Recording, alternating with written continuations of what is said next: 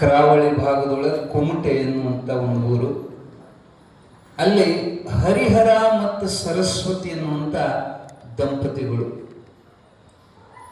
ಬಹಳ ಕಡು ಬಡವರು.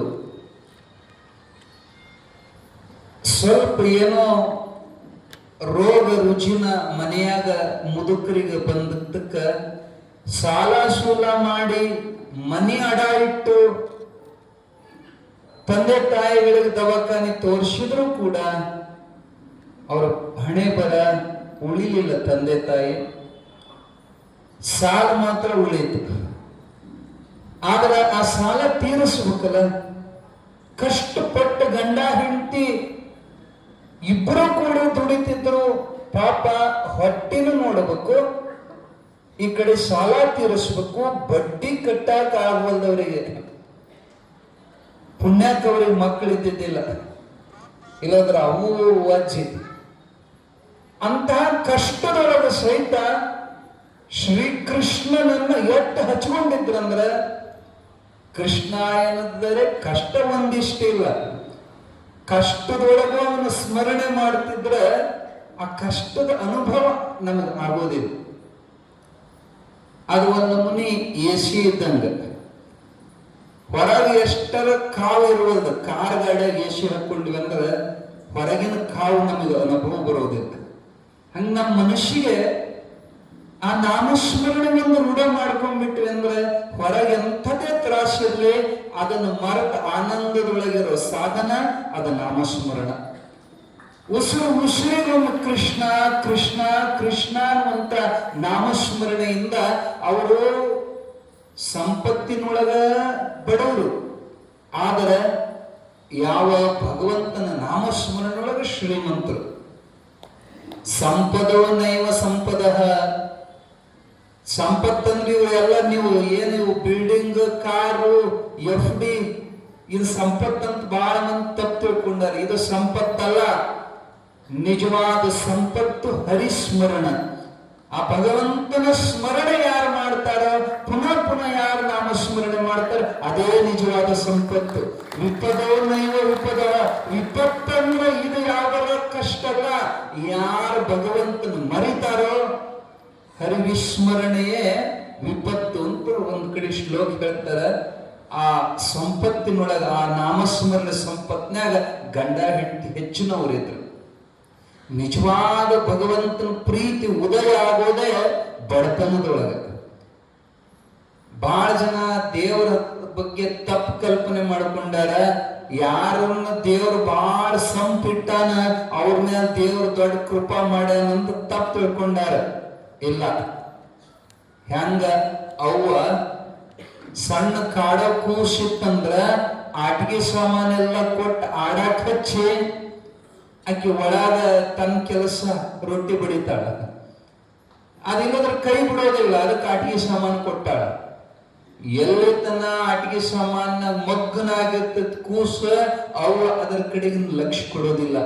ಯಾವಾಗ ಎಲ್ಲಾ ಬಿಸಾಕಿ ಅಮ್ಮ ಅಂತ ಅಳಕ್ ಹತ್ತೈತಿ ಅವಾಗ ಓಡಿ ಬಂದು ಎತ್ತುಕೊಂತಾಳ. ಹಂಗ ನಮಗೂ ಬಾಳ ಆಟಿಕೆ ಸಾಮಾನ ಕೊಟ್ಟಾನ ದೇವ್ರ ಅಂದ್ರೆ ತಿಳ್ಕೋಬೇಕು, ನಮ್ ದೂರ ಇಟ್ಟಾನಂತ. ಅವ್ ಬಂದು ನಮ್ನ ಎತ್ತುಕೊಂಡಿಲ್ಲ. ಯಾವಾಗ ಈ ಸಂಪತ್ತಿನ ಬಗ್ಗೆ ಬ್ಯಾಸರಾಗಿ ನೀನೇ ಬೇಕಂತ ಅಳ್ತೀವೋ ಅವಾಗ ಓಡಿ ಬಂದು ನಮ್ನ ಎತ್ತುಕೊಂತಾನ. ಕಷ್ಟದೊಳಗಿದ್ದವರೇ ಪ್ರಾಮಾಣಿಕವಾಗಿ ಭಗವಂತನ ಸ್ಮರಣೆ ಮಾಡ್ತಾರ. ಎಲ್ಲ ಸಂಪಿತ್ತಂದ್ರ ಎಡವಿಯು ನಿಮ್ಮ ನೆನೆಯರು ರಾಮನಾಥ. ಕಷ್ಟದೊಳಗ ಹೆಜ್ಜೆ ಹೆಜ್ಜೆಗೆ ದೇವರ ನೆನಪಾಗ್ತಾನ. ಎಲ್ಲ ಸಂಪಿತ್ತಂದ್ರ ಯಾ ದೇವರು ಎಲ್ಲದಂತಾರೆ. ಇರ್ಲಿ, ಏನೋ ಪ್ಯಾಟಿ ಮಂದಿ ನೀವೆಲ್ಲ ಸಂಪತ್ತಿದ್ದವ್ರೆ, ಆದ್ರೆ ಇಷ್ಟು ಮಂದಿ ಬರಾಕತ್ತಿರಂದ್ರೆ ನಿಮ್ದು ಏನೋ ನಶೀಬ್ ಐತಿ. ಹಂಗಂತ ಎಲ್ಲ ಶ್ರೀಮಂತರು ಕೆಟ್ಟ ಅಂತ ಹೇಳಾಕತ್ತಿಲ್ಲ. ಶುಚಿ ಶ್ರೀಮಂತರು ಅಂತ ಬ್ಯಾರೆ ಇರ್ತಾರ. ಶುಚಿ ಶ್ರೀಮಂತರು ಅಂದ್ರ ಆ ಸಂಪತ್ತಿನೊಳಗೂ ಸುಖದೊಳಗೂ ಭಗವಂತನ ನೆನೆಸೋದು ನಿಜವಾದ ಭಕ್ತಿ. ಕಷ್ಟ ಬಂದಾಗ ಮಾತ್ರ ನೆನೆಸೋದು ಅದು ಭಕ್ತಿ ಅಲ್ಲ. ಸುಖದೊಳಗೂ ಭಗವಂತನ ಮರೆಯದೇ ಇರೋದು ಭಕ್ತಿ. ಇರಲಿ, ಆ ಕಷ್ಟದೊಳಗ ಕೃಷ್ಣನಾಮವನ್ನೇ ಒಮ್ಮೊಮ್ಮೆ ಹೊಟ್ಟೆ ತುಂಬ ಅದೇ ಊಟ ಅದೇ ನೀರು ಉಪವಾಸ ಸಹಿತ ಕಳೆಯುವ ಪ್ರಸಂಗ ಬರ್ತಿತ್ತು. ಅವರು ಮನೆಗೆ ಒಂದು ದಿನ ಒಬ್ಬ ಸಾಧು ಬರ್ತಾನೆ. ಭವತಿ ಭಿಕ್ಷಾಂದೇಹಿ. ಪಾಪ ಅವರ ಮನೆಯಾಗ ಅವ್ರಿಗೆ ನೀಡುವಷ್ಟು ದೊಡ್ಡದು ಏನಿಲ್ಲ, ಬರೇ ಅಕ್ಕಿದ ಗಂಜಿ ಬಸದಾರ. ಅದಕ್ಕೆ ಸ್ವಲ್ಪ ಮಜ್ಗಿ ಕಲಸಿ ಕುಡಿಯಾಕಂತ ತಮ್ಮ ಸಲುವಾಗಿ ಇಟ್ಕೊಂಡಿದ್ನ ಮಹಾತ್ಮ ಬಂದಾನಂದ್ರ ಆದರದಿಂದ ಕರೆದು ಪಾದ ತೊಳೆದು ತುಳಸಿ ಏರಿಸಿ ಅವ್ರಿಗೆ ಪಾದ ಪೂಜೆ ಮಾಡಿ ಮನೆಯಾಗಿದ್ದ ಗಂಜಿನೇ ಪ್ರೀತಿಲಿ ಕುಡಿಸಿದ್ರು. ಸಾಧು ಸಂತೋಷ ಆಯ್ತು. ಎಷ್ಟು ಚಲೋ ಇರ್ತವ ನಿಮ್ ಗಂಜಿ ಚಲೋ ಅಲ್ಲ, ಅದ್ರ ಒಳಗ ಅವ್ರದ್ದು ಭಕ್ತಿ ರಸ ಕೂಡಿತ್ತು. ನಿಮ್ಮ ಭಕ್ತಿ ಪ್ರೇಮ ನೋಡಿ ನನಗೆ ಬಹಳ ಸಂತೋಷ. ಇಲ್ರಪ್ಪ, ನಮಗ ಕೃಷ್ಣಂತೂ ಕೈಗೆ ಸಿಗೋದಿಲ್ಲ, ನಮ್ ಕೈಗೆ ಸಿಗೋದು ನೀವು ಸಾಧು ಸಂತರು. ನಿಮಗ ಉಣಿಸಿಬಿಟ್ರೆ ಕೃಷ್ಣ ಉಣಿಸಿದಂಗ ಅಂದಾಗ ಅವ್ರ ಭಾವಕ್ಕೆ ಮೆಚ್ಚಿ ಆ ಸಾಧುರ್ ಅಂತಾರ. ಸಂತೋಷ. ಸಾಧುಗಳ ಮೇಲೆ ನಿಮ್ ಶ್ರದ್ಧೆ ನೋಡಿ ನಿಮಗ್ ಹೇಳ್ಬೇಕಂತ ಹೇಳ್ತೇನೆ ಕೇಳ್ರಿ. ನಾನು ಒಬ್ಬ ಸಾದಾ ಸೀದಾ ಸಾಧು, ಈಗ ಸಾಧನೆ ಮಾಡ್ತಾ ಇರುವ ಸಾಧಕ. ಆದ್ರೆ ನನಗ ದೀಕ್ಷಾ ಕೊಟ್ಟಂತ ಸದ್ಗುರುನಾಥ ಹುಬ್ಬಳ್ಳಿ ಒಳಗ ಸಿದ್ಧಾರೂಢಪ್ಪ ಸಾಮಾನ್ಯನಲ್ಲ, ಸಾಕ್ಷಾತ್ ಬರ್ಗೋನರ ಹಾಕೋತಿವೆ. ಆ ಭಗವಂತನೇ ಬಂದಾನ. ನಿಮ್ಗೆ ಭಕ್ತಿ ನೋಡಿ ನಿಮಗ ಅವನ ಕಡೆ ಕಳಿಸ್ಬೇಕನ್ನೋ ಮನಸ್ಸಾಗೈತಿ. ಅವ್ರೆಲ್ಲ ಗುಣಗಾನ ಮಾಡಿ ಹೇಳ್ತಾರ, ನೀವಲ್ಲಿ ಹೋಗ್ರಿ. ಯಾಕಂದ್ರೆ ರಾಮನೇ ಅವ, ಕೃಷ್ಣನೇ ಅವ. ಹೋಗ್ರಿ ಅಂತ ಹೇಳಿದಾಗ ಅವ್ರು ಹೆಂಗದಾರ ಏನು ಎಲ್ಲ ಕೇಳ್ಕೊಂಡ್ರು, ಹೆಂಗ್ ಹೋಗೋದು ಎಲ್ಲ ರೂಟ್ ತಿಳ್ಕೊಂಡ್ರು. ಅವ್ರಿಗೆ ರಾತ್ರಿ ನಿಂತು ಹತ್ತುವಲ್ದು. ಯಾವಾಗ ನೋಡ್ಯಾವೋ ಬರೇ ನೋಡೋದಲ್ಲ, ಹೋದ್ರೆ ಹೊಳ್ಳೆ ಬರಬಾರದು ಅನಿಸಿತ್ತು ಅವ್ರಿಗೆ. ಸಂಸಾರ ವಾಕ್ರಕ್ಕೆ ಬಂದಿತ್ತು. ಹೋಗಿ ಅಲ್ಲೇ ಮಠದಾಗ ಶಿವ ಮಾಡ್ಕೊಂತ ಉಳಿದು ಬಿಡೋಣಂತ ಗಂಡ ಹೆಂಡತಿ ರಾತ್ರಿ ಮಾತಾಡ್ಕೊಂಡ. ಯಾಕೆ ಹಿಂದೂ ಇಲ್ಲ ಮುಂದೂ ಇಲ್ಲ, ಇದ್ದದ್ದು ಒಂದು ಮನೆ, ಅದನ್ನು ಸಾಲಕ್ಕೆ ಅಡ ಇಟ್ಟಿದ್ರ. ಯಾವ ಉಪಾಧಿ ಇಲ್ಲ, ಸುಮ್ಮನೆ ಇಲ್ಲಿ ಏನು ಕಷ್ಟ ಪಡೋದು. ಅಂಗಡಿ ಮಾಡಿವಿ ಅಂದ್ರೆ ಲಾಭ ಆಗ್ಬೇಕಪ್ಪ. ಲಾಭ ಆಗಲಿದ್ರೆ ಅಂಗಡಿ ನಡೆಸೋ ಏನು ಉಪಯೋಗ? ಲಾಸ್ ಇತ್ತಂದ್ರೆ ನೀವು ಸಂಸಾರ ಮಾಡ್ತೀರಿ. ಈ ಸಂಸಾರ ಅನ್ನೋ ಅಂಗಡಿ ಒಳಗ ಸಂತೋಷ ಅನ್ನೋ ಲಾಭ ಆದ್ರೆ ಸಂಸಾರ ಮಾಡ್ರಿ. ನಿಮಗ ಅದ್ರ ದುಃಖ ಹಾಕಿತ್ತಂದ್ರೆ ಅದ್ನ್ಯಾಕ ಮಾಡ್ತೀರಿ ಹೊಯ್ಕೊಂತ? ಲಾಭ ಆಗಬೇಕು. ಸಂಸಾರದೊಳಗೆ ಏನಾದ್ರೂ ಒಂದಿಷ್ಟು ಸಂತೋಷ ಇರಬೇಕು. ಇಲ್ಲ ಅಂದ್ರೆ ಅದನ್ನ ತ್ಯಾಗ ಮಾಡಿ ಭಗವಂತನ ಚರಣಾಶ್ರಯ ಹೊಂದೋದೇ ನಿಜವಾದ ಆನಂದದ ಮಾರ್ಗ. ಎಲ್ಲವನ್ನ ತ್ಯಾಗ ಮಾಡಿ ನಡ್ಕೊಂತ ಹುಬ್ಬಳ್ಳಿಗೆ ಬಂದ್ರು. ಅಪ್ಪವರು ವರ್ಣನೆ ಹೆಂಗ ಮಾಡಿದ್ರು ಅದೇ ಪ್ರಕಾರ ಕೈಲಾಸ ಮಂಟಪದೊಳಗ ಸಿದ್ಧಾರೂಢಪ್ಪನ ಸಿಂಹಾಸನ ಮೇಲೆ ಕುಂದ್ರಿಸ್ಯಾರ. ಹೂಮಾಲೆಗಳಿಂದ ಅಲಂಕಾರ ಮಾಡಿ ಒಂದು ಸಾಲಿನೊಳಗೆ ಗಂಡು ಮಕ್ಕಳು, ಒಂದು ಸಾಲಿನೊಳಗೆ ಹೆಣ್ಮಕ್ಳು ಸಾಲಾಗಿ ನಿಂತು ಆರತಿಯನ್ನ ಕರ್ಪೂರ ದೀಪಗಳನ್ನು ಹಚ್ಚಿಕೊಂಡು ಮಹಾಮಂಗಳಾರತಿ ನಡೆದು ಕರೆಕ್ಟ್ ಮಂಗಳಾರತಿ ಟೈಮಕ್ಕೆ ಬಂದು ನಿಂತಿದ್ರು. ಎಷ್ಟು ಸಂತೋಷ ಅಂದ್ರೆ ಅವರಿಗೆ, ನಮ್ದು ಎಂತ ನಸೀಬು, ನಾವು ಬಂದ ಕಾಲಕ್ಕೆ ಸರಿಯಾಗಿ ಮಹಾತ್ಮನ ಮಂಗಳಾರತಿ ನೋಡಿದ್ವಿ. ಆ ಕರ್ಪೂರದ ಬೆಳಕಿನೊಳಗ ಸಿದ್ಧಾರೂಢರ ಮುಖದ ತೇಜ ಜ್ಞಾನದ ತೇಜದಿಂದ ಕಂಗೊಳಿಸ್ತಿತ್ತು. ಅವರಿಗೆ ಅನುಭವಕ್ಕೆ ಬಂತು, ಇವರು ನಡೆದಾಡೋ ಭಗವಂತ. ಆರತಿ ಮುಗಿದ ಮೇಲೆ ಓಡ್ಕೊಂತ ಬಂದು ನಮಸ್ಕಾರ ಮಾಡಿದ್ರು. ಹೇ ಸ್ವಾಮಿ, ಸಂಸಾರದಿಂದ ಬೇಸತ್ತು ಹೋಗ್ಯವಪ್ಪ, ಅದ್ರೊಳಗೆ ಎಳ್ಳಷ್ಟು ಸುಖ ಇಲ್ಲ. ಸಾಸಿವೆಯಷ್ಟು ಸುಖಕ್ಕ ಸಾಗರದಷ್ಟು ದುಃಖ ಐತಪ್ಪ. ನಿಜವಾಗಿಯೂ ಸಂಸಾರದೊಳಗೆ ಇರೋದು ಸುಖ ಬಹಳ ಸ್ವಲ್ಪ. ಏನಂತೀರ ಅದಕ್ಕ? ಟೆಂಪ್ರವರಿ ಸುಖ ಅಂತೀವಿ ನಾವು.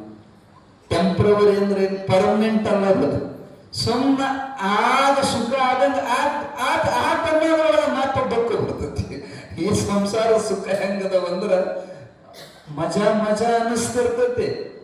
ಅಲ್ಲೇ ಒಂದೀಟ್ ಹೆಚ್ಚಾತಂದ್ರ ಮಜಾನ ಸಜಾ ಆಕೈತಿ. ಆಗೋದಿಲ್ಲ? ಹೊಸದಾಗಿ ಮದುವೆ ಆದಾಗ ಏನು ಅನನ್ಯವಾಗಿ ಇದ್ರಾಗ ಸ್ವರ್ಗನೇ ಐತೆ ಅನಿಸ್ತೈತಿ. ಸ್ವಲ್ಪ ದಿನದ ಎರಡು ಕಚ್ಚಾಡ್ತಾವ ನಾಯಿಗತಿ. ಅದ್ರಾಗ ಖರೆ ಸುಖ ಇದ್ರೆ ಕಾಯಂ ಪ್ರೇಮದಾಗಿರ್ಬೇಕಿತ್ತು. ಹಂಗಿಲ್ಲ, ಹೊಸದಾಗ ಮಜಾ ಆಕತಿ. ಮುಂದೆ ವಾಕರಿಕೆ ಬರ್ತತಿ. ಇದಕ್ಕೆ ಸಂಸಾರ ಅಂತ ಕರೀತಾರೆ. ಪಾರಮಾರ್ಥ ಹೆಂಗೈತಪ್ಪ ಅಂದ್ರೆ ಮೊದಲು ವಾಕರಿಕೆ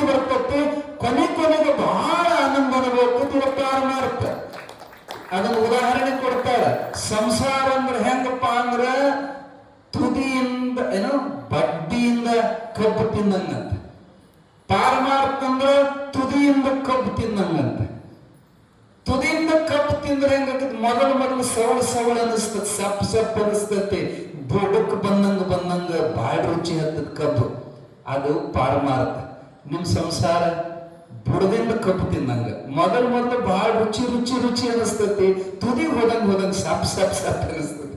ಕೊನೆಗೆಲ್ಲ ಯಾಕರ ಇದ್ರಾಗ ಸಿಕ್ಕೊಂಡ್ನಪ್ಪ ಅನಿಸ್ತತಿ.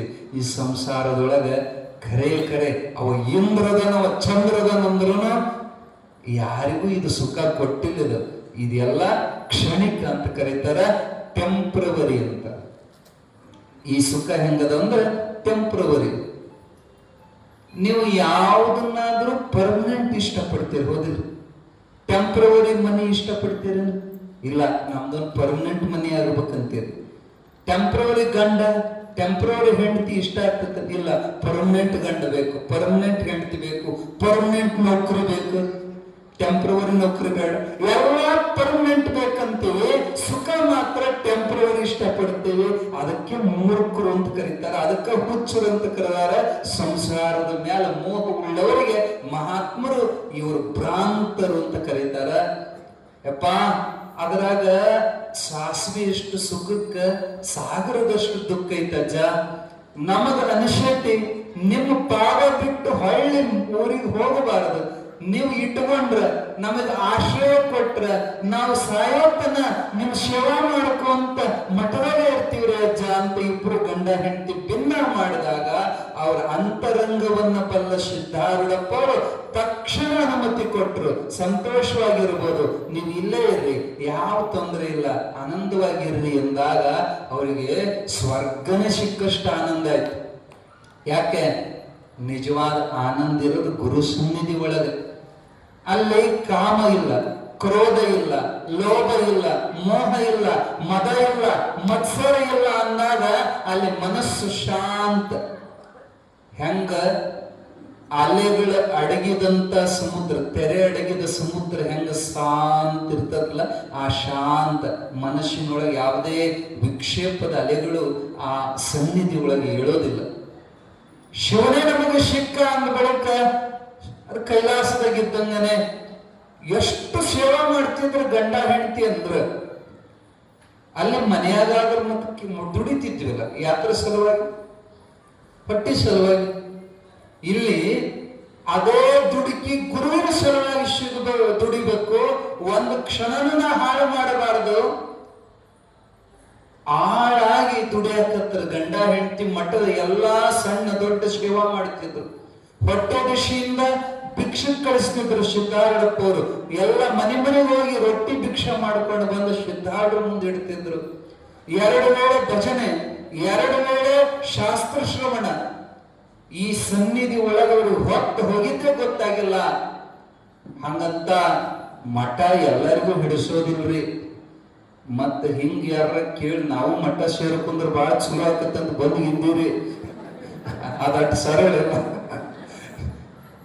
ಆ ರುಚಿ ಹತ್ತಬೇಕಾಗಿತ್ತಂದ್ರ ಆ ಸಂಘ ಮಾಡಿರ್ಬೇಕ. ನಾವು ನಾಮಸ್ಮರಣೆ ಫಲ ಇತ್ತಂದ್ರ ಮಠ ಮಂದ್ರ ಆನಂದಕ್ಕೂ. ಕೆಲವು ಮಂದಿ ಕರ್ಕೊಂಡ್ ಬಂದಿರ್ತಾರ ನಮ್ಮ ಮಠ ಭಕ್ತರು. ಕರ್ಕೊಂಡ್ ಬಂದವ್ರು ಎಷ್ಟು ಕಿರಿಕಿರಿ ಮಾಡ್ತದ, ನಡಿ ಹೋಗೋನ್. ಅವಕ್ಕೆಲ್ಲ ಸಮಾಧಾನ ಅನಿಸೋಲ್ಲ. ಯಾಕ? ಅವ ಆ ಸಂಘದಾಗ ಇದ್ದವಲ್ಲ. ಮೀನು ಮಾರಾಕ 5 ಮಂದಿ ಹೆಂಗಸರು ಹೋಗಿದ್ರಂತ ಪ್ಯಾಟಿಗೆ. ಬಸ್ ತಪ್ಸ್ಕೊಂಡ್ಬಿಟ್ರ, ಕಡೆ ಬಸ್ ಅನಿವಾರ್ಯ ಹುಡ್ಕೋಬೇಕಾಗ್ತು.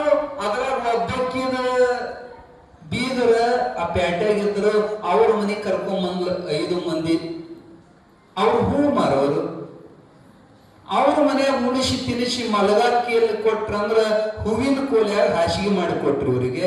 ಆ ಹೂವಿನ ಘಮ ಘಮ ಘಮ ವಾಸನೆಗೆ ಇವಕ್ಕೆ ನಿದ್ದೆ ಹತ್ತುವುದು. ಹೊಳ್ಳಾಡೋ ಹೆಂಗಸರಂದ್ರು ಇಲ್ಲಿ ಹಿಂಗಾದ್ರ ನಿದ್ದೆ ಯಾಕೆ? ಏನ್ ಕ್ಯಾಟ್ ನಾಡ್ತಾವ ಹೂವ, ನಿದ್ದೆ ಹತ್ತೋದು.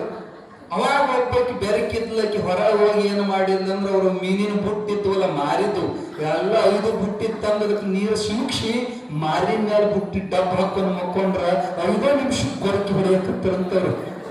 ನಿದ್ದೆ ಸ್ವಂತ. ಯಾಕಂದ್ರೆ ದಿನ ಮೀನಿನ ವಾಸನೆ ಮಕ್ಕೊಂಡು ಅವಕ್ಕೆ ಹೂವಿನ ವಾಸನೆ ಸೇರೋದಕ್ಕೆ ನಿದ್ದೆ ಹತ್ತುವುದು. ಹಂಗ ಕಾಯಿನ ಸಂಸಾರ ಒಳಗ ಮುಂದೆ ಆಸಕ್ತಿ ಒಳಗಿದ್ದಂಥವರಿಗೆ ಮಠ ಅವಕ್ಕೊಂದು ಮನೆ ಕ್ಯಾಟ್ ವಾಶಿಂಗ್ ಆಗ್ತದೆ. ಅವ್ರಿಗೆ ಹೊಳ್ಳಿ ಮೀನಿನ ಬುಟ್ಟಿ ಹಾಕೊಂಡ್ರೆ ನಿಂತಿವರು ಎಲ್ಲರಿಗೂ ಹಿಡಿಸೋಲ್ಲ ಮಠ. ಆದ್ರೆ ಇವ್ರ ಅಂತಃಕರಣ ಶುದ್ಧ ಇದ್ದದ್ರಿಂದ ಸಿದ್ಧಾರೂಢರ ಸನ್ನಿಧಿ ಒಳಗ ಸ್ವರ್ಗ ಸುಖ ಅನುಭವಿಸಿಕೊಂಡು ಭಜನಾನಂದದೊಳಗ ಸಂಸಾರ ಮರೆತ ಆನಂದವಾಗಿ ಕಾಲ 1 ವರ್ಷ ಹೋಗಿದ್ದೇ ಗೊತ್ತಾಗಿಲ್ಲ. ಇವರು 1 ವರ್ಷದಿಂದ ಕಾಣೆಯಾಗಿದಾರ. ಇವ್ರಿಗೆ ಸಾಲ ಕೊಟ್ಟು ಸಾವುಕಾರ ಅಡ ಇಟ್ಟಿದ್ದ, ಏನು ಮನೆ ಅಡ ಇಟ್ಟಿದ್ರಲ್ಲ, ಕೊನೆಗೆ ಯಾರೋ ಮೂಲಕ ಗೊತ್ತಾಯ್ತು ಹುಬ್ಬಳ್ಳಿ ಸಿದ್ಧಾರೂಢ ಮಠಕ್ಕೆ ಹೋಗ್ಯಾರ ಅನ್ನೋದು ಗೊತ್ತಾಗಿ ಸಿದ್ಧಾರೂಢ ಮಠಕ್ಕೆ ಅವ್ರ ಹೆಸರಿನಿಂದ ಕೋರ್ಟಿನಿಂದ ನೋಟಿಸ್ ಕಳಿಸಿಬಿಟ್ಟ, ನಾಳೆ ಬಂದ್ಬಿಡ್ಬೇಕು, ಅನಿವಾರ್ಯ ಹೋಗಲೇಬೇಕಾದ ಪ್ರಸಂಗ. ಅವ್ರು ಎಷ್ಟು ಸಿದ್ಧಾರೂಢಜ್ಜನ ಹಚ್ಚಿಕೊಂಡಿದ್ರಂದ್ರ 1-2 ದಿನ ಅಲ್ಲ, 1 ಗಳಿಗೆ ಸಹಿತ ಸಿದ್ಧಾರೂಢ ಬಿಟ್ಟಿರ್ಲಾರ್ದಟ್ಟು ಅಜ್ಜನ ಹಚ್ಚಿಕೊಂಡಿದ್ರು. ಕಣ್ಣೀರು ಹಾಕಿ ಅಳಕತ್ತರು. ಸಿದ್ಧಾರೂಢರ ಪಾದ ಹಿಡಿದ, ಅಜ್ಜ ದಯವಿಟ್ಟು ನನ್ ಬಿಟ್ಟು ಕಳಿಸ್ಬೇಡಪ್ಪ, ಇದು ಇಂಥದ್ದು ಬಂದ್ಬಿಟ್ಟತಿ, ಹೆಂಗ ಮಾಡೋದು, ಇಲ್ಲಾಂದ್ರೆ ಪೊಲೀಸರು ಬಂದು ಅರೆಸ್ಟ್ ಮಾಡ್ತಾರ.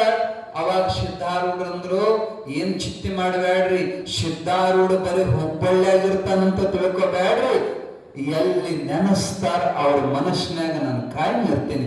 ನಿಮ್ಮ ಹಿಂದ, ನಿಮ್ಮ ಮುಂದ, ನಿಮ್ಮ ಒಳಗ, ನಿಮ್ಮ ಹೊರಗ, ನಿಮ್ಮ ಎಡಕ್ಕ, ನಿಮ್ಮ ಬಲಕ್ಕ ನಾನೇ ಬೆಂಗಾವಲಾಗಿ ನಿಮಗೆ ಬರ್ತೀನಿ, ಅಂಜಬೇಡ್ರಿ, ಹೋಗಿ ಕೆಲಸ ಮುಗಿಸ್ಕೊಂಡು ಬರ್ರಿ ಅಂತ ಸಿದ್ಧಾರೂಢ ಕಳಿಸಿಕೊಟ್ರು.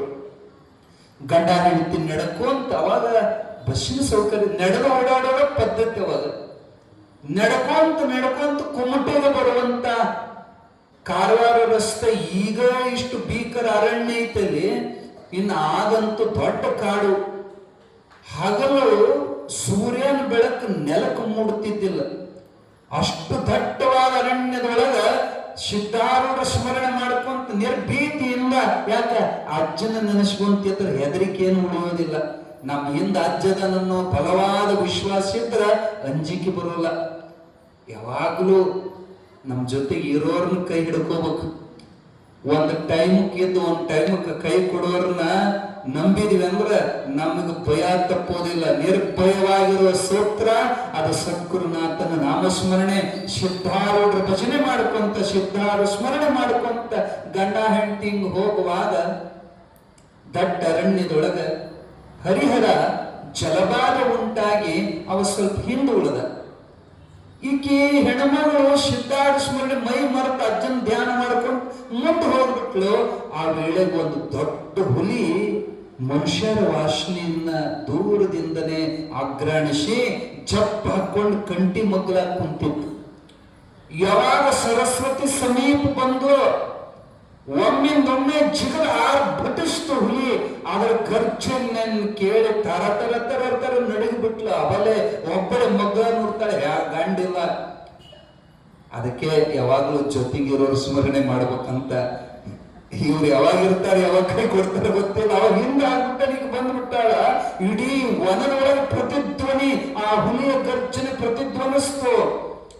ಇನ್ನೊಮ್ಮೆ ಜಿಗದ ಮೈಮ್ಯಾಲ ಹಾರ್ತೊಳಗ ಸಿದ್ಧಾರೂಢ ಅಂತ ಚೀರಲು ಚಿತ್ತಂತ ಚೀರ್ತಾಳ. ಸಿದ್ಧಾರೂಢ ಅಂತ ಕೂಗಿದ ಮರುಕ್ಷಣದೊಳಗ ಸಾಕ್ಷಾತ್ ಜಗದ್ಗುರು ಸಿದ್ಧಾರೂಢ ಪ್ರತ್ಯಕ್ಷ ಆಗ್ತಾರ.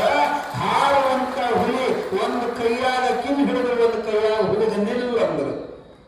ಹಿಂಗ ಬರೀ ಕೈ ಮಾಡಿದ್ರ ಮಿಂಚು ಹೊಡೆದಂಗಾಗದ. ಹಿಂದಕ್ಕೆ ಬಿತ್ತು ಹುಲಿ, ಮುಂದೆ ಹಾರಿದ ಹುಲಿ ಹಿಂದಕ್ಕೆ ಬಿತ್ತ. ಈಕೆ ಬೀಳುವಂತಕ್ಕಿನ್ನ ಸರಸ್ವತಿ ಹೆಗಲಿಗೆ ಹಿಡಿದ ಆಧರಿಸಿ ಹಿಡಿದ್ರು. ಇದನ್ನು ದೂರದಿಂದ ನೋಡಿದಂತ ಹರಿಹರ ಓಡೋಡಿ ಬರ್ತಾನ. ಸಿದ್ಧಾರೂಢ ಪಾದ ಬಿಡುತ್ತಾರ. ಅಪ್ಪ, ನಿನ್ನಲ್ಲಿ ದೂರ ಹುಬ್ಬಳ್ಳಿಯಾಗಿ ಬಿಟ್ಟು ಬಂದಿದ್ವಿ, ಇಷ್ಟು ದೂರ ಒಮ್ಮಿನ್ನೊಮ್ಮೆ ಹೇಗೆ ಪ್ರಾಪ್ತನಾದಿ ತಂದೆ ಕೇಳಿದಾಗ ಸಿದ್ಧಾರೂಢಾಚಾರ್ಯರು ಹೇಳ್ತಾರ, ನಾನು ನಿಮಗೆ ಹೊರಡುವಾಗ ಮಾತು ಕೊಟ್ಟಿದ್ದೆ, ಎಲ್ಲೆಲ್ಲಿ ನನ್ನ ಭಕ್ತರು ನನ್ನ ನಾಮಸ್ಮರಣೆ ಮಾಡ್ತಾರೋ ಅವ್ರ ಬೆನ್ನಿಗೆ ನಾ ಇರ್ತೇನೆ ಅಂತ ನಾನು ಹೇಳಿದ್ದಿಲ್ಲೇನು? ನಾ ಬರೀ ಹುಬ್ಬಳ್ಳಿಯಾಗಿರೋದಿಲ್ಲ, ಎಲ್ಲಿ ನನ್ನ ಸ್ಮರಣೆ ಮಾಡ್ತಾರೆ ಅವ್ರ ಬೆನ್ನಿಗೆ ನಾ ಇರ್ತೀನಿ. ಸಿದ್ಧಾರೂಢ ಎಲ್ಲೆಲ್ಯಾನ ನಂಬಿದ ಭಕ್ತರ ಮನದಲ್ಯಾನ. ಅವ ಬರೀ ಹುಬ್ಬಳ್ಳಿಯಾಗಿಲ್ಲ, ಯಾರು ಹಚ್ಕೊಂಡಾರ ಅವ್ರ ಜೊತೆಗಿರ್ತಾನ. ಇರ್ಲಿ, ಅವ್ರನ್ನ ಸಮಾಧಾನ ಮಾಡೋದ್ರೊಳಗೆ ಹುಲಿ ಮತ್ತೆ ಹೇಳ್ತು, ಬುರ್ರ ಮಾಡಕತ್ತು. ಇವ್ರು ಹೆದರಿ ಸಿದ್ಧಾರೂಢ ಬೆನ್ನಿಂದ ಹೋಗ್ಕೊಂಡ್ರು. ಹೆದರಬೇಡ್ರಿ, ಏನಾಗೋದಿಲ್ಲ ಅಂತ ಮುಂದೆ ಬಂದ ಅಜ್ಜ ಅದರ ತಲೆ ಮ್ಯಾಲ ಚಪ್ರಸಿ ಅದರ ಕಿವಿ ಒಳಗೆ ಏನೋ ಒಂದು ಮಾತು ಹೇಳಿದ. ಅದು ಅಜ್ಜನ ಪಾದಕ್ಕೆ ನಮಸ್ಕಾರ ಮಾಡಿ ಆ ಕ್ರೂರವಾದ ಮೃಗ ವನದೊಳಗೆ ಜಿಗಿದು ಹೋಯಿತು. ಅವಾಗ ಧೈರ್ಯಗೊಂಡವರಾಗಿ ಅಪ್ಪೋರವ್ರನ್ನ ಜೊತೆಗೆ ಸ್ವಲ್ಪ ಹೊತ್ತು ಮಾತಾಡಿಸ್ಕೊಂಡು ಧೈರ್ಯ ತುಂಬಿ ಕರ್ಕೊಂಡು ಹೋಗ್ತಾ ನಡ್ಕೊಂತ ಒಮ್ಮಿಂದೊಮ್ಮೆ ಅಂತರ್ಧಾನ ಆಗಿಬಿಟ್ರು. ಸಿದ್ಧಾರೂಢ ಮಾಯ ಆದರು. ಅವಾಗ ಆ ದಂಪತಿಗಳು ಅದನ್ನೇ ಪುನಃ ಸ್ಮರಣೆ ಮಾಡ್ಕೊಂತ ಆನಂದದಿಂದ ಕುಮಟೆಗೆ ಬಂದರು. ಅವ್ರ ಮನೆಗೆ ಬರೋದ್ರೊಳಗೆ ಒಂದು ದೊಡ್ಡ ಚಮತ್ಕಾರ. ಅವ್ರ ಮನೆ ಅವತ್ತು ಹರಾಜಿಗಿಟ್ಟಾರ. ಜನಸಂಖ್ಯೆ ಕೂಡಿ ಬಿಟ್ಟತ್ತ ಆ ಮನೆ ಹರಾಜು ಹಿಡಿಯಾಕ. ಅದೇ ಟೈಮಕ್ಕೆ ಇವರು ಬಂದಾರ. ಯಾವ ಮಾಲಕ ಇವರಿಗೆ ಸಾಲ ಕೊಟ್ಟಿದ್ದ ಅವ ಓಡೋಡಿ ಬಂದು ಇಬ್ರು ಗಂಡ ಹೆಂಡತಿ ಪಾದಕ್ಕೆ ನಮಸ್ಕಾರ ಮಾಡ್ತಾನ. ತಪ್ಪಾಯ್ತಂತ ಕಣ್ಣೀರಿಡ್ತಾನ. ಜನಕ್ಕೆ ಆಶ್ಚರ್ಯ. ಸಾಲ ಕೊಟ್ಟವ ಹರಾಜು ಇಟ್ಟವ ಇವ, ಮಂದಿ ಕೂಡಿಸಿದವ ಇವ, ಹೊಳ್ಳಿ ಬಂದ ಅವ್ರ ಕಾಲಿಗೆ ಬಿದ್ದದ್ ನೋಡಿ ಇವ್ರಿಗೆ ಆಶ್ಚರ್ಯ. ತಪ್ಪಾಗೈತ್ರಿ, ನಾವು ತಪ್ಪು ಮಾಡೇವಿ, ನಾವು ನಿಮ್ಮ ಕಾಲಿಗೆ ಬೀಳ್ಬೇಕು. ಕೊಟ್ಟ ಸಾಲ ಹೊಳ್ಳಿ ತೀರಿಸದಂಗ್ ಹೋಗೇವಿ, ನಾವು ತಪ್ಪಾತಂತ ನಿಮಗೆ ಕಾಲಿಗೆ ಬೀಳ್, ನೀವ್ಯಾಕೆ ನಮ್ಮ ಕಾಲಿಗೆ ಬೀಳ್ತೀರಿ? ಅವಾಗ ಸಾವ್ಕಾರ ಅಂದ, ಏನಿಲ್ರಿ, ನನ್ಗೆ ಗೊತ್ತಾಗಲಿಲ್ಲ, ನೀವು ಹುಬ್ಬಳ್ಳಿಗೆ ಹೋಗೇನೋ ದೊಡ್ಡ ಸಾವ್ಕಾರ ಆಗಿರಿ ಅಂತ ನಾನ್ ತಪ್ಪು ತಿಳ್ಕೊಂಡು ನಿಮಗೆ ನೋಟಿಸ್ ಕಳಿಸಿದೆ.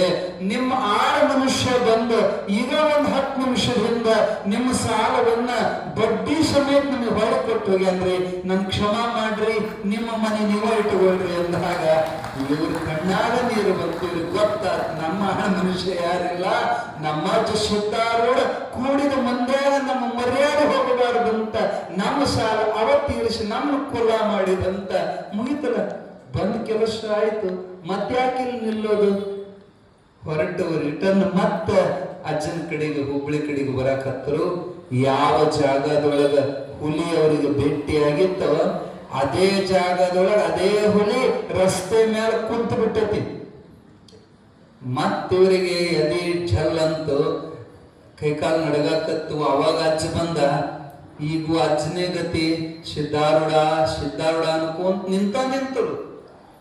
ಅದು ಇವ್ರು ನೋಡಿ ಗರ್ಜನೆ ಮಾಡವಲ್ದು, ಮತ್ ಎದ್ದು ಮುಂದಕ್ಕೂ ಬರವಲ್ದು, ಎದ್ದು ಹೊರ ಹೋಗುವಲ್ದು. ಇವರು ನೋಡಿ ಬಹಳ ಧೈರ್ಯ ಮಾಡಿದ್ರು. ಮೊದ್ಲಿನ ಕ್ರೂರ ಲಕ್ಷಣ ಕಾಣೋದಿಲ್ಲ. ನೋಡೋಣ, ನಿಧಾನ ದಾಟೋಣ ಅಂತ ಸಮೀಪ ಬಂದ್ರು. ಒಮ್ಮೆ ಎದ್ದು ನಿಂತು ಇಬ್ರು ಒಬ್ರಿಗೊಬ್ರು ತೆಕ್ ಹಾಕೊಂಡಿದ್ ಸತ್ತು ಅಂತ ಅಟ್ರಾಗನ ಆ ಹುಲಿ ಎದ್ದು ಬಂದು ಇವ್ರು ಇಬ್ರು ಪಾದಕ್ಕೆ ನಮಸ್ಕಾರ ಮಾಡ್ತ ಹುಲಿ ಇವ್ರ ಕಾಲಿಗೆ ಬಿತ್ತು. ಅವಾಗ ಧೈರ್ಯ ಬಂತಪ್ಪ, ಸಿದ್ಧಾರೂಢ ಎಂತದ್ದು ಪವಾಡಪ್ಪ ಇದು, ನಿನ್ನ ಕಾಲಿಗೆ ಹುಲಿ ಬಿದ್ದದ್ದೇನು ದೊಡ್ಡ ಮಾತಲ್ಲ, ನಿನ್ನ ನೆನೆಸಿದ ನಮ್ಮ ಕಾಲಿಗೆ ಸಹಿತ ಹುಲಿ ನಮಸ್ಕಾರ ಮಾಡ್ತತ್ತಲ್ಲ. ಅಜ್ಜವರು ಅದಕ್ಕ ತಲೆ ಮ್ಯಾಲ ಕೈ ಆಡಿಸಿ ಕಿವ್ಯಾಗ ಹೇಳಿದ್ರು. ಹೊಳ್ಳಿ ಇವ್ರು ಬರ್ತಾರ, ಕಾಯ್ಕೊಂತಿದ್ದ ಅರಣ್ಯ ದಾಟೋತನ ಇವ್ರನ್ನ ರಕ್ಷಕನಾಗಿ ದಾಟಿಸಿ ಆಮೇಲೆ ನೀವು ಹೋಗಬೇಕಂತ ಹುಲಿಗೆ ಅಪ್ಪಣೆ ಮಾಡಿದ್ರು. ಅದೇ ಪ್ರಕಾರ ಇವರನ್ನ ಅರಣ್ಯ ದಾಟೋತನ ಅದು ಮುಂದೆ ಹುಲಿ ಹೋಗಿ ಅವ್ರನ್ನ ದಾಟಿಸಿ ಮತ್ತೆ ಅವ್ರ ಕಾಲಿಗೆ ನಮಸ್ಕಾರ ಮಾಡಿ ಹುಲಿ ವನದೊಳಗೆ ಹೊರಟು ಹೋಗುವಂತದ್ದಾತು. ಈ ಸುದ್ದಿಯನ್ನ ಬಂದು ಸಿದ್ಧಾರೂಢರಿಗೆ ಹೇಳಿದಾಗ ಅಜ್ಜವರು ಸಂತೋಷ ಪಡ್ತಾರ. ನೋಡ್ರಿ, ಅನನ್ಯಶ್ಚಿಂತೆಯಂತೋ ಮಾಂ ಯೇ ಜನಾ ಪರ್ಯುಪಾಸತೆ ತೇಷಾಂ ನಿತ್ಯಾಭಿಯುಕ್ತಾನಾಂ ಯೋಗಕ್ಷೇಮಂ ವಹಾಮ್ಯಹಂ. ಭಗವದ್ ಗೀತೆ ಒಳಗೆ ಹೇಳ್ಯಾನ, ಯಾರು ಅನನ್ಯವಾಗಿ ನಂದೇ ಧ್ಯಾನ ಮಾಡ್ತಾರೋ ಅವರ ಯೋಗಕ್ಷೇಮ ನಾನೇ ನೋಡ್ಕೊಂತೇನೆ, ಅವ್ರು ಯಾತ್ರ ಚಿಂತೆ ಮಾಡ್ಬೇಕಾಗಿಲ್ಲ ಅಂತ ಭಗವಂತ ಹೇಳ್ಯಾನಲ್ಲ ಗೀತೆ. ಹಂಗ ನೀವು ಸದ್ಗುರುನಾಥನ ಸ್ಮರಣೆ ಮಾಡ್ಯಾರಿ, ಸದ್ಗುರುನಾಥ್ ನಿಮ್ ರಕ್ಷಣೆ ಮಾಡ್ಯಾನಂತ ಅಜ್ಜನ ಆಶೀರ್ವಚನವನ್ನು ಕೇಳಿ ಕೂಡಿದ ಭಕ್ತರೆಲ್ಲ ಜಯ ಜಯಕಾರವನ್ನು ಗರ್ಜಿಸುವಂತವರಾದ್ರು. ಅಜ್ಜನಲ್ಲಿ ಎಂತ ಶಕ್ತಿ ಇರ್ತದಂದ್ರ ಕ್ರೂರವಾದ ಅರಣ್ಯ ಮೃಗಗಳು ಸಹಿತ ಅಜ್ಜನ ಸ್ಮರಣೆ ಮಾಡಿದ್ರೆ ನಮಗೇನು ಮಾಡೋ